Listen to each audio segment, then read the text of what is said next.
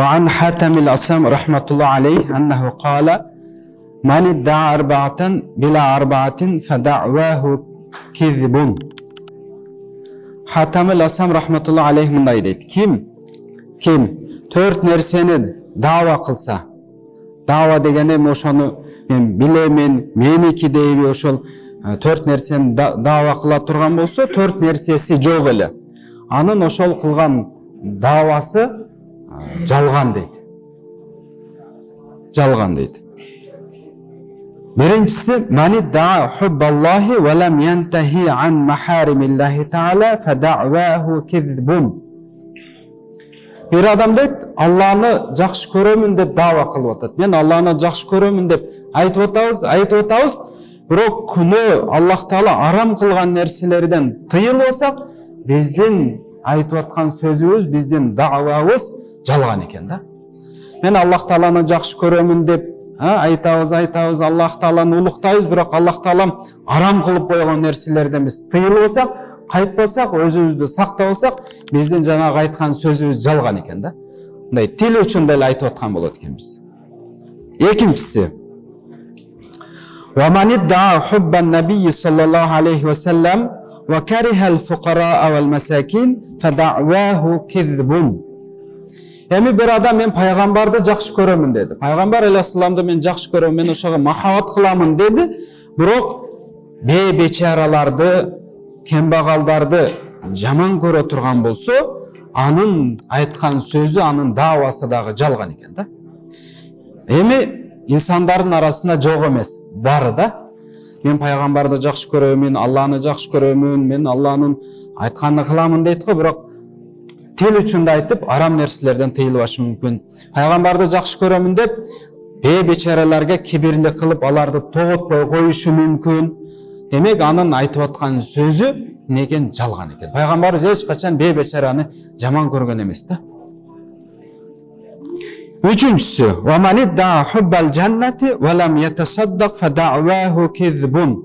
Эми bir adam men бейишти жакшы көрөм, мен бейишке киришти каалаймын деп өзүнчө айтып дава кылып атат, бирок эч бир садака кылбайт экен.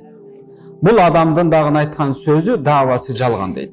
Эми садака дегенде бардыгыбыз билебиз, биз бир мали, акча, каражат жагынан да түшүнбөшүбүз керек. Бирөөгө жакшы бир сөз айтып коюштугуңуз, бирөөдүн көңүлүнү көтөрүп коюштугуңуз, көчөдөгү адамдын көңүлүн оорута турган, адамга зыян бере турган нерсени алып ташташтыгыңыз, бирөөгө жакшынакай жылмайып коюштугуңуз, булар дагы эле бардыгы садака болот. Демек, сиз бейишке киремин десеңиз, сиз ушул нерселерди кылбай турган болсоңуз, анда сиздин айтып аткан сөзүңүз жалган.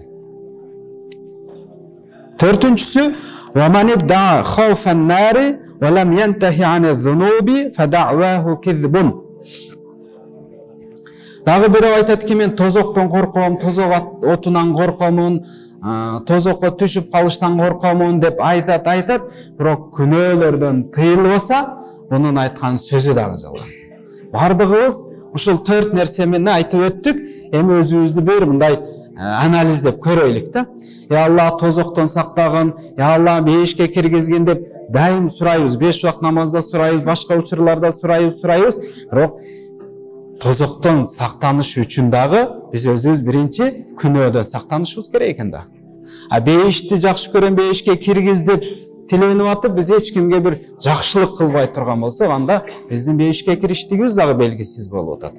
Пайгамбарыбызды жакшы көрөмүн деп, анан кийин өзүбүзчө айтабыз, бечараларды, карапайым элди тоготпой жаман көрүп, ошолордун алдында өзүбүздү текебир сезиштигибиз, демек бул айткан сөзүбүз да дагы жалган экен. Мен Алланы жакшы көрөмүн деп, Аллах Таала арам кылган, мону жебе, бул арам, мону сен сүйлөбө, бул арам, могуга сен барбагын, бул арам деп бүт тыйып койгон болсо, биз ошодон сактанбай атабыз, демек бул сөзүбүз дагы жалган болуп атат. Ван наби саллаллаху алейхи ва саллям анна кал, "Аламату шакавати арбаатун." Пайгамбарыбыз айтып атат, аламату шакава, бактысыздыктын белгилери 4 экен. Урматтуу жамаат, бактысыз адамдын белгиси 4 дейт. Биринчиси, нисяну зунубил мадiyati wa hiya indallahi mahfuzatun. Өткен күнөөлөрдү унутуп коюштугубуз бул бактысыз адамдардын белгиси. Бирок бул күнөөлөр Аллах Тааланын алдында махфуз, сакталып турат, жазылып турат. Биздин амал дептерибизге жазылып турат. Биз мурда жасаган күнөөлөрдү унутуп, такыр эстебей коюштугубуз бул биздин бир бактысыздыгыбыздын белгиси болуп атат. Экинчиси, зикрул хасанатил мадияти вала ядри акубилат амруддат. Экинчи бактысыз адам ким десе, бул мурда өткөн жасаган жакшы иштерини айта бериштик экен да. Мисалы, бирөө жакшылык бирөөгө жакшылык кылып койду, бирөөгө озачар кылды, бирөөгө жардам берип койду, кызыгы жок, кандай болбосун бир жакшылык кылдыңыз да, анан сиз ошону дайыма эле айта бериштигиңиз, бул сиздин бактысыздыгыңыздын белгиси экен. Сиз билбейсиз, ал жакшылыгыңыз Алланын алдында кабыл болдубу же кабыл болбоду, сиз билбей туруп эле аны кайра айта бериштигиңиз, бул дагы сиздин бактысыздыгыңыздын белгиси экен. Үчүнчүсү, ва назаруху иля ман фауқаху фид дунья ва назаруху иля ман дунаху фид дини. Үчүнчүсү, бул дүйнөдө байлык жагынан өзүдөн жогорку адамдарга караштык, ошолордон үлгү алыштык, бул дагы бактысыздыктын белгиси экен.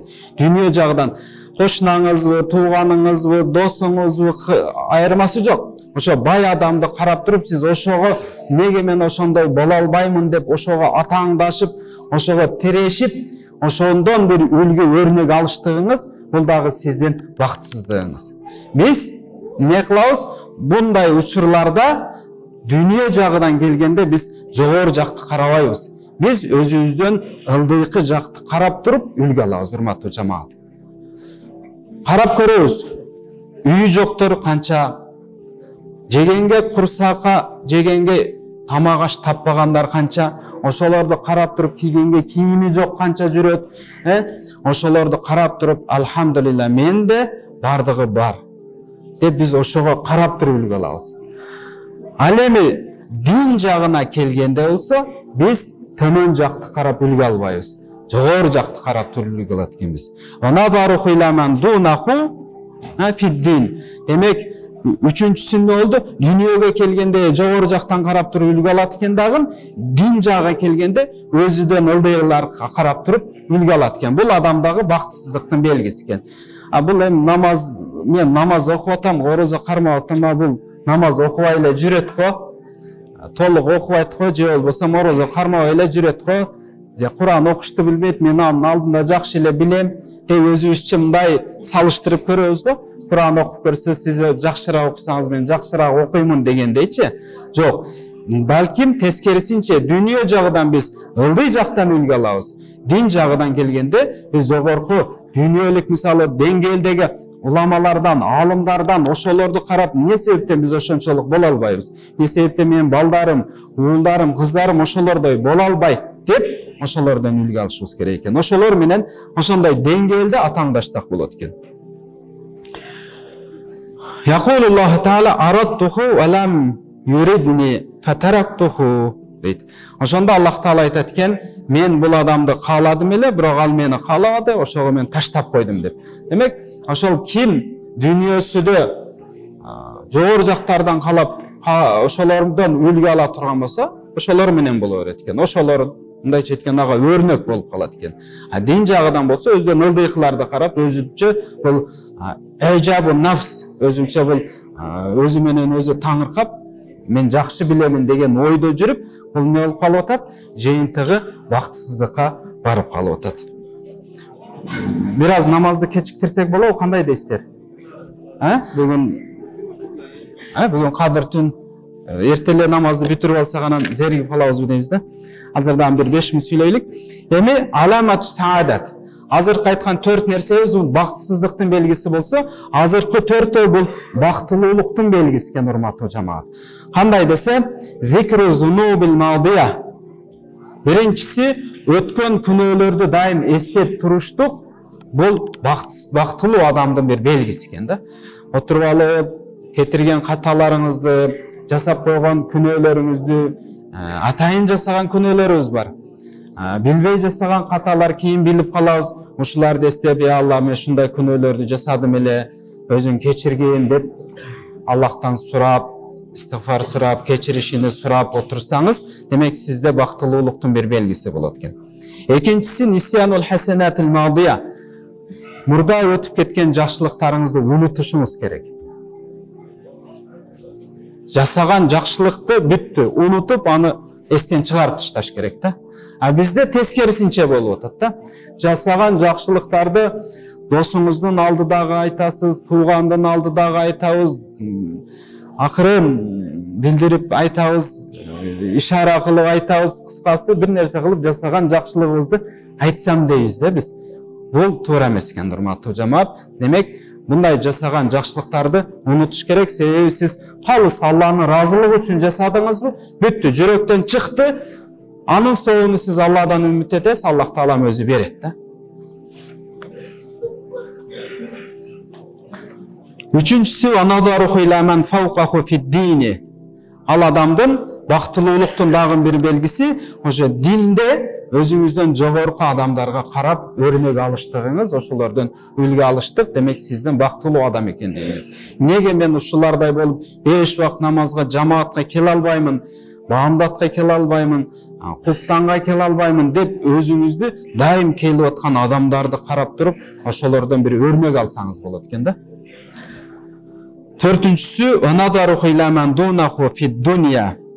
Дүние жагынан болгондо сиз өзүңүздөн ылдыйкы адамдарга карап туруп өрнөк алыштыгыңыз, бул сиздин бактылуулугуңуздун белгиси болот экен, урматтуу жамаат. Демек, эгерде мен бактылуу адамдардан боломун десек, биз өткөнкү күнөөлөрүбүздү эстеп, Алладан истигфар сурап, кечиришини сурап турушубуз керек экен.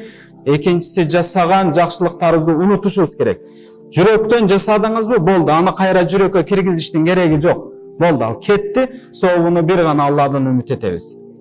Анан дин жагына келгенде, биз дайым ошол илимдүү, билимдүү, таква инсандарды көрүп, ошолордон не кылышыбыз керек? Үлгү алып, ошолордой болсом экен деп үмүт этишибиз керек экен да. А дүние жагына келгенде, биз неге ал ушундай чоң машина минет, неге бул ушундай чоң үйлөрдө жашайт дебестен, машинасы жок жөө жүргөндөр, жүрө албай жүргөндөрдөн үлгү алыш керек экен да. Үй жоктор болсо, көчөдө такыр эч нерсеси жокторду, алардын алдында мен Аллага шүгүр ден соолугум бар, акыл эсим жайында деп, ошолордон биз үлгү алсак болот экен, урматтуу жамаат.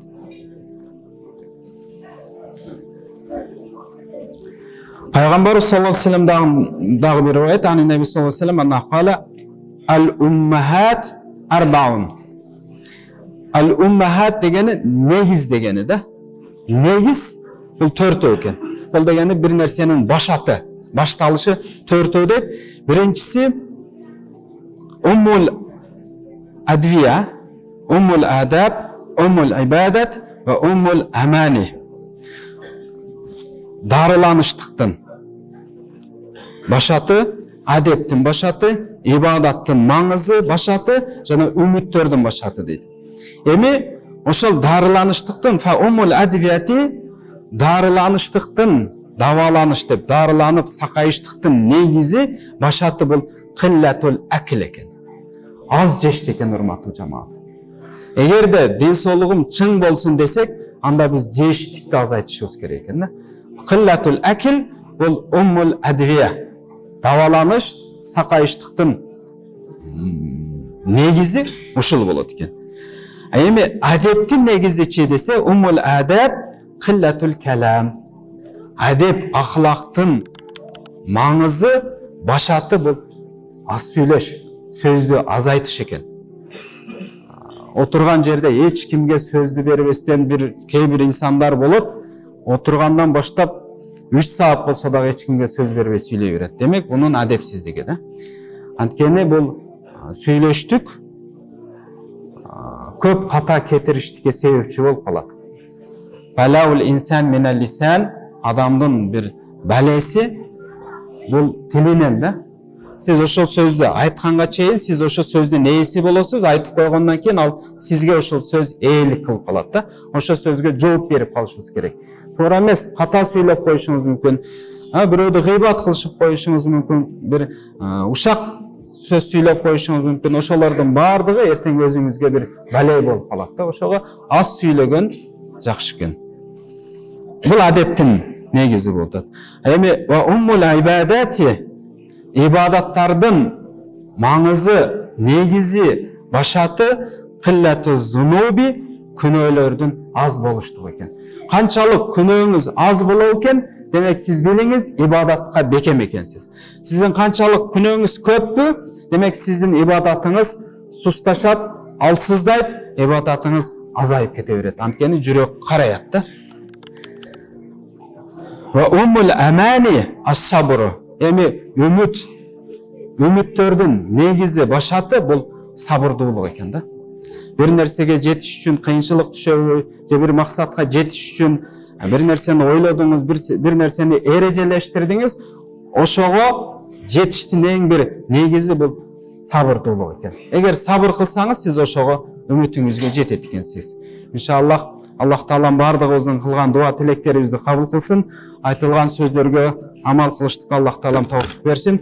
Ошол бүгүнкү күндөгү кадыр түндү Аллах Таалам ибадат менен, зикир менен, таравих намаздар менен, тахажжуд намаздар менен өткөрүштүккө Аллах Таалам бардыгыбызга тавфик кылсын, мүмкүнчүлүк берсин.